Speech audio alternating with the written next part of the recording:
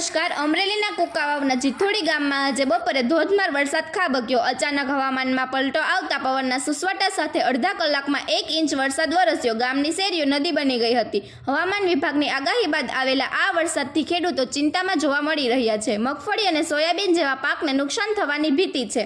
વધુ સમાચાર માટે જોડાયેલા રહો આરપી ગુજરાત ન્યૂઝ રાજકોટ.